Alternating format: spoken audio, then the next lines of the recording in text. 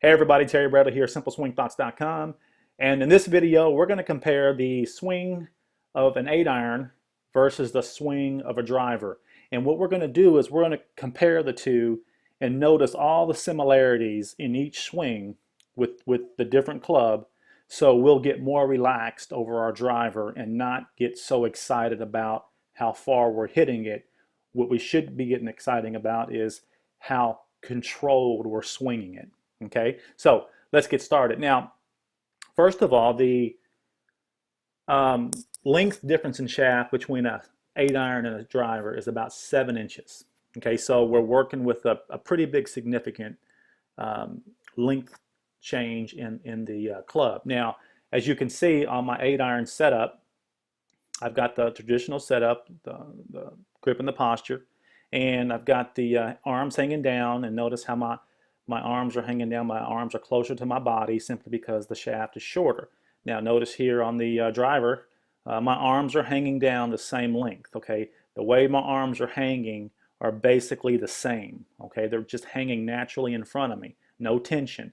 The reason why my hands are a little bit farther out in front of me is the 7-inch difference in shaft length, okay? That's the only difference, okay? So if you think of it like that, then you've already kind of put your mind at ease that this is going to be a natural swing just as if I was swinging the 8-iron, okay? So again, let's look at the posture over here. As you can see, slight knee bend, a little more weight on my left leg. Again, a little more weight on my left leg. Now again, guys, that's almost not detectable once you get the feel for what the 55-45 differential in weight between the left and the right leg. So again, we're not talking about a huge lean forward, okay? We're just basically trying to get a jump start on swinging around our spine. Okay, so head position the same, head position the same. Now, let's see how these swings go. Now, what I'm going to do is I'm going to have them go in fast motion first, and then we'll break them down a little bit in terms of its similarity. So let's start with the 8-iron first as we let this swing go forward, and let's take a look.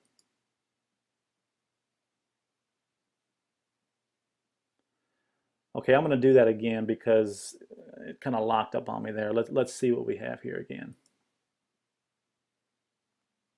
Okay.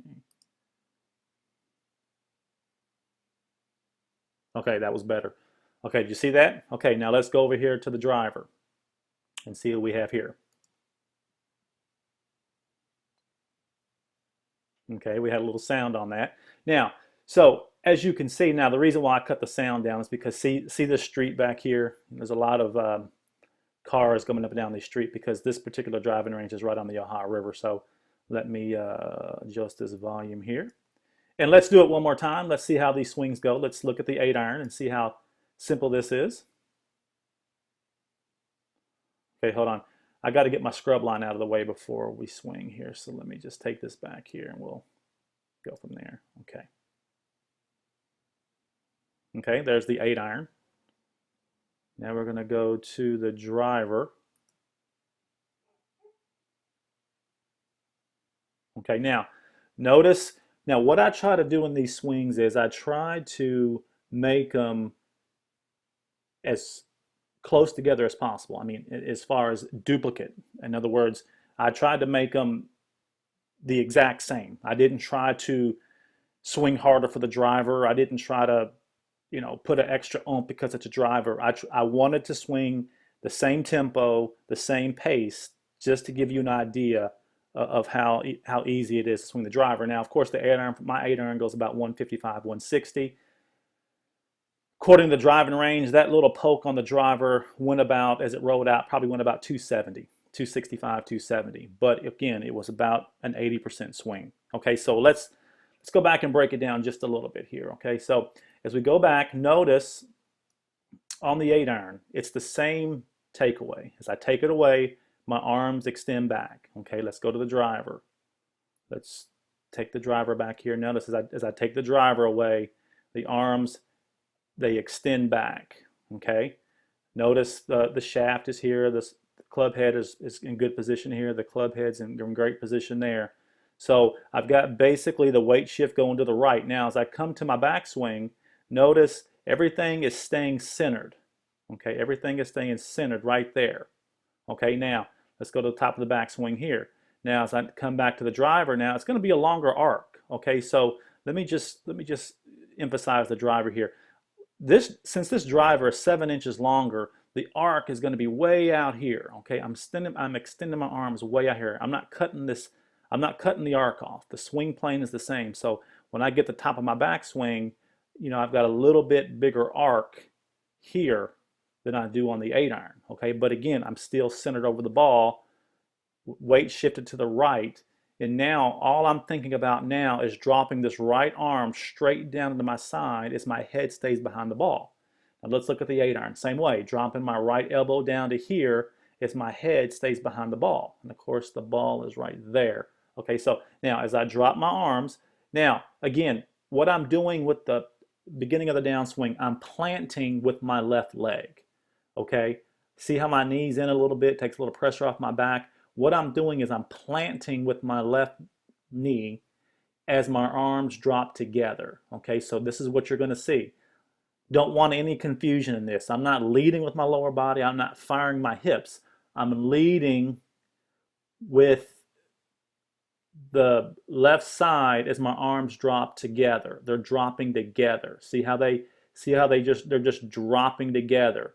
And now all I got to do now is make sure my arms get out in front of me again as my head stays behind the ball. Now here again, this is perfect positioning of the shaft right here because it was just like it was on the takeaway. The only thing that's changed is my hips have just cleared automatically. My head's the same, my arms are dropping, and now all I have to do is basically hit through the ball. Okay, right there. That's the key right there. I got to hit through the ball, and my club position has to be the same here as it was on my takeaway. See, on my takeaway, the club position was here. Let's see if I can't go back. Okay, I want to show you this. On the takeaway, and this is very important for the driver too, guys. So on the takeaway, see how my club is here? On impact and rotation release, the club has to be here in the same position.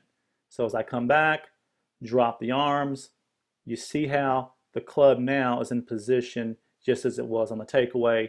The ball goes off straight and you come up to the follow through. That's it. The key to the whole swing, guys, is the head staying behind the ball so it can sort of put the brakes on my right side so then my left side can clear. See, the only reason why my hips are clearing automatically is because the weight of my head has slowed me down so my arms can clear. Okay, now let's go to the driver. So we're at the backswing of the driver. Now, as we come through the ball, okay, I'm going to take it back to the backswing. Let me take it back to the backswing. Hold on just a second. And remember, I'm making this look just like the 8-iron, okay? I'm not trying to overextend my arms. I'm trying to, in my mind, I have an 8-iron in my hand, okay? So let's go back to the top of the backswing. Again, the takeaway, nice extension. Come to the top of my backswing. My shoulder turn is 90 degrees, maybe a little more. But I've got I'm not parallel because I'm really trying to control my club. My left arm stays straight. Now, the left arm may not stay straight for you guys. You may have a little bend in your left arm, which is fine. It's just if you have a little bend in your left arm, then your shaft would be a little bit more parallel, close to parallel. I choose to keep my left arm straight for the control, but I do get a full shoulder turn. Okay, so now as I drop the arms and lead with the left side, lead with the left, plant with my left side as I drop my arms together, as I come through, notice, again, everything's trying to stay behind the ball. Notice the hips have cleared automatically. I'm not worried about the hips. Notice the stability in my feet. I'm getting the power from my feet as my hips clear, and as I come through the ball, right there at impact. Now, notice this. Notice my head's behind the ball. Notice the club face is still running down my target line. I have not flipped my hands. Okay, my hands are not going to release till they get up here. But notice the ball is already gone. The ball is going to go straight, and now my club is going to go to the left. Okay, now notice right here the extension of my arms, but like I said, I'm trying to swing this like an 8-iron, so basically I'm just going to try to release it like an 8-iron just to see how much power I can get in a swing like that. In a normal driver, what I would do is I would extend way out here, okay? But again, on the 8-iron, on the short iron swings, you don't really necessarily have to do that. So I'm just making this look as simple as I can. So as I come through on the 8-iron, notice how the hands release out here. They release out here. So even on the 8-iron, as I come through, notice even on the 8-iron again, as I come through, notice how the club head stays running down the line. I'm not chasing it, but notice how it stays square to the line as my arms are extended, and then I follow through. Same thing here. I'm not purposely trying to keep this club open. It's my leverage rotation grip that's doing it automatically. So as I come through, now I can release it like an 8-iron to just get the simplicity out of it. Okay, so now let's look at these swings again in its fast motion so we really understand what we have here. Okay, again, 8-iron. Club's a little closer, shaft is shorter. Let's see what it looks like. Okay, now let's go to the driver. Go to the driver, fast motion. Okay, one went 160, the other one rolls out to about 270. Okay, it's all the club. Okay, so I hope this helps. I know I took a little more time with this, but again, comparing the 8-iron with the driver, comparing two clubs that are 7 inches in length and difference is it's quite a task, and we want to make sure that we get it right. So review this video as much as you need to. We will be back. I will compare the 3-wood with probably a 9-iron, but I just want you to get the comparisons to know that swinging long irons and metals and drivers is really not that difficult. You just got to concentrate on what you're doing on the grip and the posture. Okay?